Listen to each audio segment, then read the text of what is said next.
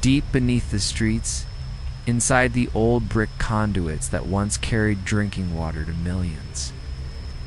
There's a kind of silence you can't find on the surface. The tunnels are sealed, the water is still, and the only sound is the drip of groundwater seeping through 100-year-old mortars. But sometimes the water ripples for no reason. And sometimes the sounds that come back to you aren't the ones you made. Welcome to True Terror Files Official. Aqueducts are the quietest piece of infrastructure. We turn on the tap and never think about the miles of dark, wet tunnels that brought the water there. When a section is bypassed or decommissioned, the water board sends a crew to inspect it, then seals the access shafts with steel plates and forgets about it. But the tunnels don't stay empty. Groundwater finds its way in. Air moves in strange currents, and according to the people who've gone down to do those final inspections, something else sometimes moves with it. Tonight, 3 people who descended into decommissioned water tunnels share the moments they realized the conduits weren't as abandoned as the maps claimed. An inspector in the Catskill Aqueduct who made a sound and heard it returned to him 6 seconds later from directly beneath the water. A maintenance worker in a Colorado filtration plant who found a sluice gate cycling on its own in a sealed, unpowered tunnel. And a surveyor in a Los Angeles Siphon who discovered a gauge room where the dials were still moving, measuring pressure that shouldn't exist. Let's climb down the ladder.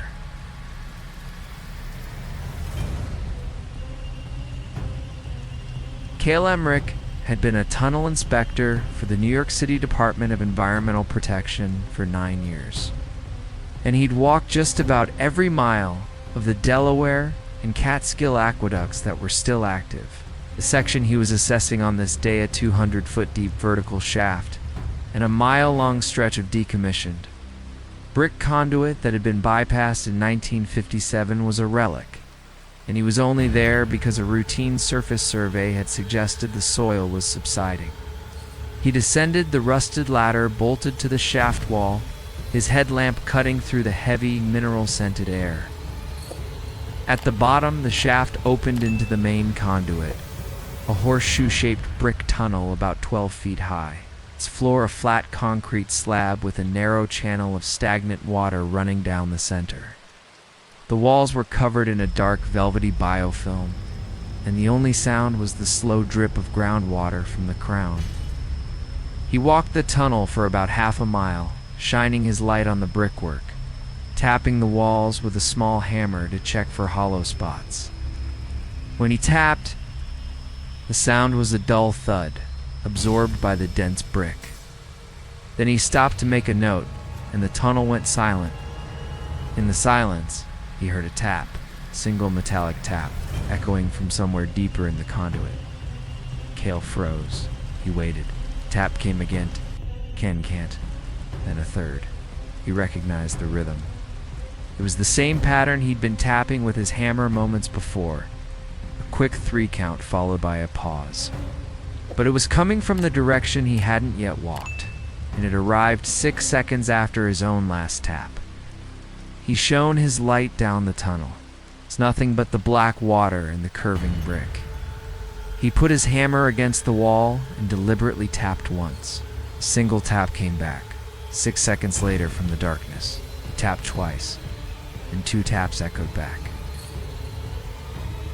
He tapped 3 times, and 3 taps returned. He swallowed, his throat dry, and tapped a rhythm that wasn't in any inspection manual. 4 quick taps, a pause, then 2 slow ones. 6 seconds later, the exact same pattern returned, but this time he could localize it. It wasn't coming from deeper in the tunnel. It was coming from beneath the water, right at his feet. Cale pointed his light down at the shallow channel. The water was barely 6 inches deep, black and still. He saw his own reflection, distorted by the ripples from his boots. And then he saw, just beneath the surface, a face.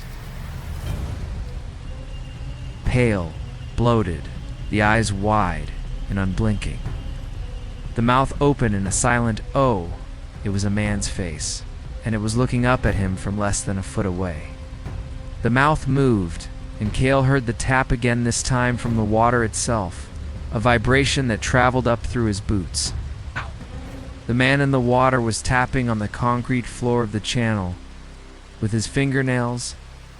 Cale scrambled backward, splashing through the channel, and the tapping became frantic, a desperate flurry of knocks that echoed all around the tunnel.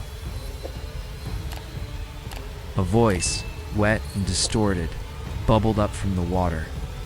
"You're standing in it. Don't you feel it? I've been down here since the bypass, holding the gate. You have to let me out." "The gate won't hold forever." Cale didn't answer. He ran toward the shaft, his headlamp bobbing wildly, and climbed the ladder so fast his hands cramped. He slammed the steel lid shut and drove straight back to the depot. He recommended that the shaft be permanently backfilled with concrete. He never filed a report about the tapping or the face in the water, but he looked up the aqueduct's construction records. In 1956, during the final inspection before the bypass section was sealed, a worker named Morris Heaney was sent down to close a maintenance gate at the far end of the conduit. He never came back up. The official report said he'd been swept away by a sudden inrush of water. But the gate was never found, and the bypass was commissioned without it. Cale knows where Morris Heaney is, still down there, still tapping on the concrete, still waiting for someone to open the gate and let him finish his shift. And sometimes, on quiet nights, Cale wakes up in his apartment in Queens and hears a tapping on the floor, a rhythm he recognizes. 6 seconds delayed.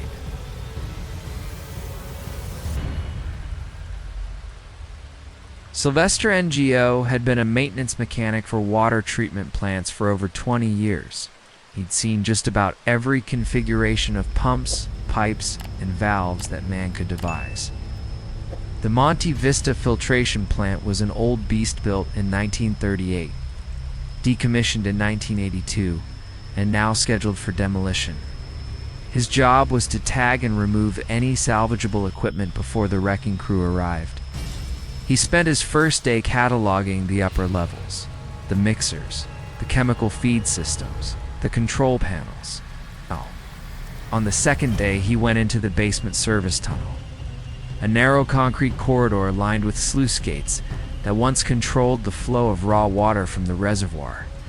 The gates were massive cast iron panels, 8 feet high, operated by hand wheels that hadn't been turned in 40 years. Sylvester walked the length of the tunnel, shining his light on each gate, noting their condition. When he reached the last gate, at the very end of the tunnel, he saw that the hand wheel was turning, slowly, incrementally. The wheel would move a 1/4 inch, pause, then move another 1/4 inch. There was no power to the plant. The hydraulic actuators had been drained. But the wheel was turning, and the gate was rising. Sylvester stared, his flashlight beam trembling. The gate rose another few inches, and a rush of cold, foul-smelling air poured from the gap beneath it. Then he heard the water. A low, rushing sound, like a river flowing through the dark space beyond the gate. He backed away, but the gate stopped rising, and a voice, low and resonant, echoed from the other side. "The reservoir's full. Why did you stop the flow? We've been waiting for the gate to open. The water's been backing up on our side." Sylvester's mouth went dry. "Who is this? This plant's been closed for 40 years. "There's no water in the reservoir." The voice laughed, a wet, gurgling sound. "There's always water, just moves differently when no one's watching. You set the gate in motion. Now, let it finish." The hand wheel began to turn again, faster now, the gate rising in jerks. Sylvester grabbed the wheel and tried to hold it, but the force was immense, and the wheel slipped through his hands, spinning freely. The gate rose to its full height, and Sylvester shone his light into the space beyond. It was a raw water intake tunnel, sloping upward toward what should have been the reservoir. But the tunnel was full of water. Flowing, standing, perfectly clear, and in that water, suspended as if floating in place, were figures. Dozens of them. Men in old work clothes, their eyes closed, their arms outstretched. They filled the tunnel from floor to ceiling, motionless. One of them, the closest, opened its eyes. They were solid black, smiled, and the voice came again. Not from the figure, but from the water itself. "We've been holding the water back since the plant closed. You broke the seal. Now it's coming." Sylvester ran. He scrambled through the service tunnel, up the stairs, and out of the plant. He called his supervisor and told him the basement was structurally unsound and should not be entered. He gave no further explanation, but he learned later that the Monte Vista filtration plant had been shut down in 1982 after a massive water hammer event ruptured the raw water intake tunnel and killed a crew of maintenance workers who were inside. Their bodies were never recovered. The tunnel was sealed with concrete and the plant was abandoned. Sylvester knows the bodies were never recovered because they were never dead. They're still in the water, still holding the flow, and the gate he opened was the only thing keeping them contained. He retired from the water board and moved to the desert, where the only water comes from pipes he can see. But he still dreams about the figures in the tunnel, floating in perfect stillness, waiting for the next person to turn the wheel.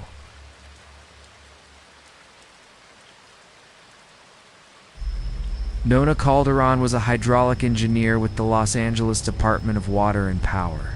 She'd spent the last 3 years mapping the city's ancient and convoluted water delivery system.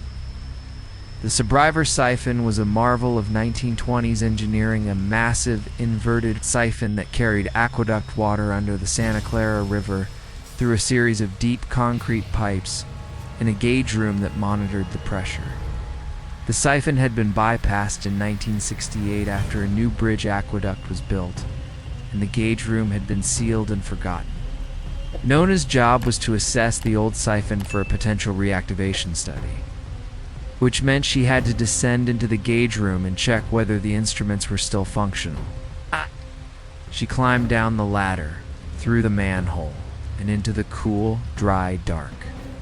The gauge room was a small concrete chamber, about 10 feet square, lined with brass dials, a chart recorder, and a series of valves that had once controlled the siphon's flow. Everything was covered in dust. Everything except one dial was clean, and its needle was moving. Nona leaned in, her flashlight illuminating the face. The dial was labeled differential pressure upstream, downstream.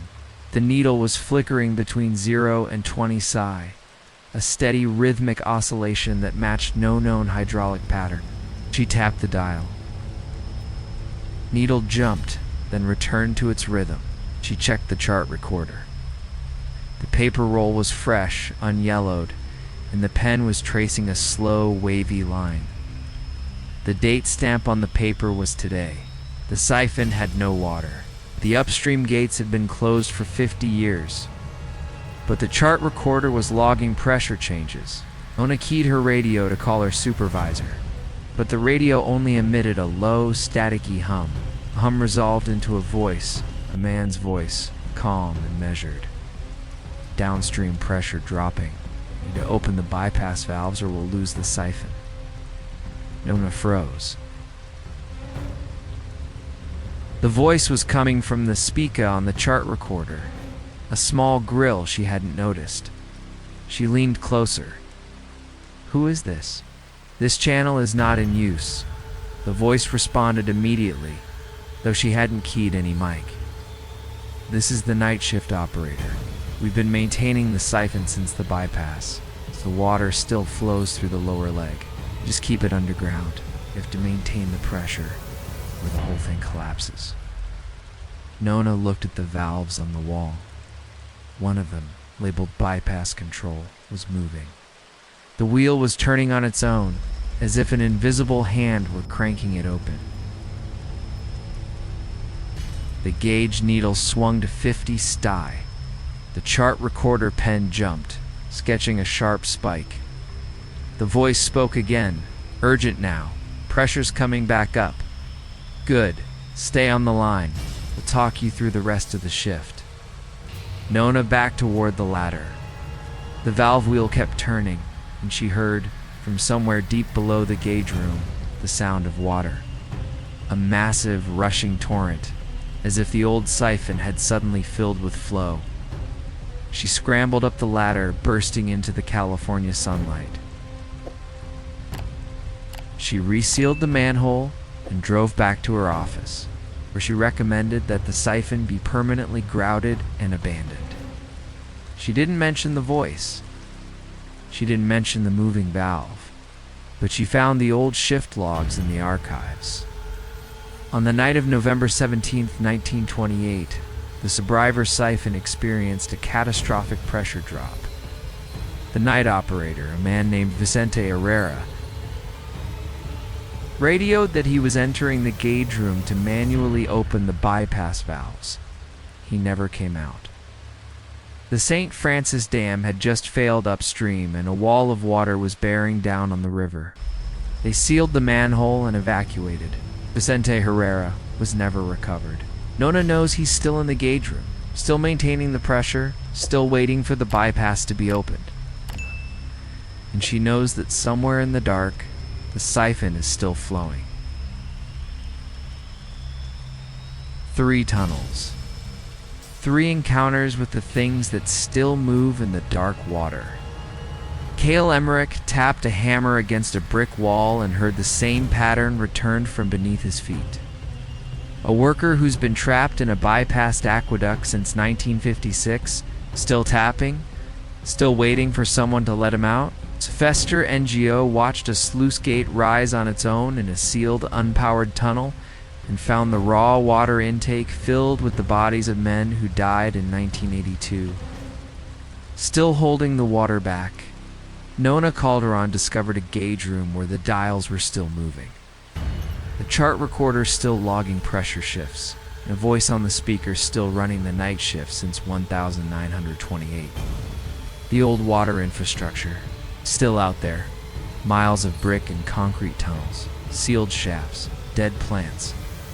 But the next time you turn on a faucet and hear a knock in the pipes, or feel the water pressure fluctuate for no reason, remember, some of those tunnels were never truly abandoned. And some of the workers who went down there never clocked out. This has been True Terraphiles Official. If you've ever worked in a water plant, explored an old tunnel, or heard something in the pipes you can't explain, drop your story in the comments. We read every single one. Like, subscribe, ring that bell. And if you ever find yourself at the bottom of an inspection shaft with a hammer in your hand, maybe don't tap on the wall. The answer might already be waiting. I'll target approximately 6,400 words total. Each story, a single dense paragraph around 2,000 words. Niche. Abandoned funicular railways and mountain tunnels, steep incline cars, buried engine rooms, and the things that still ride the cables after the power's off. All names fresh, all stories original.